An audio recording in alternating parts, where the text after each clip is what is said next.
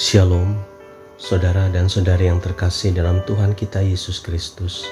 Kita luangkan waktu beberapa menit untuk berkencan dengan Tuhan saat ini, agar dari hari ke hari kita semakin dekat dengan Tuhan, sehingga hidup kita semakin diberkati dan menjadi berkat. Pembacaan dari surat pertama Yohanes bab 5 ayat 14. Dan inilah keberanian percaya kita kepadanya, yaitu bahwa Ia mengabulkan doa kita jikalau kita meminta sesuatu kepadanya menurut kehendak-Nya.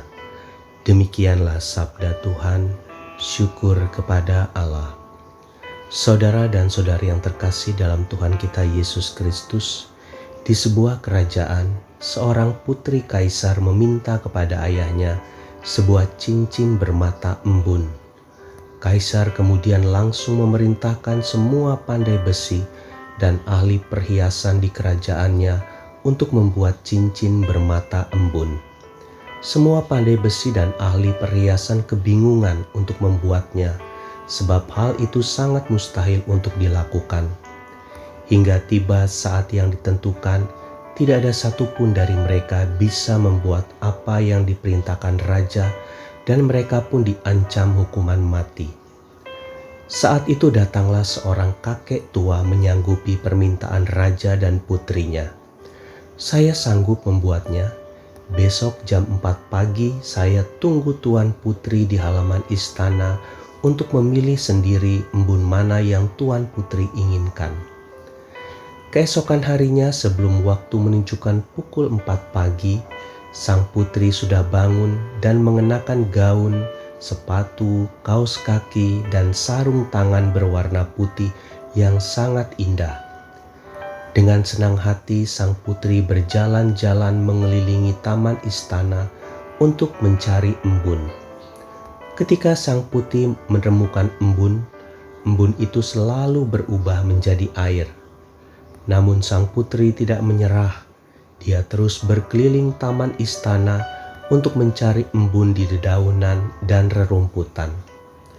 Akhirnya gaun, sarung tangan, sepatu, dan kaos kaki yang serba indah yang dikenakan sang putri menjadi kotor karena tanah yang berlumpur.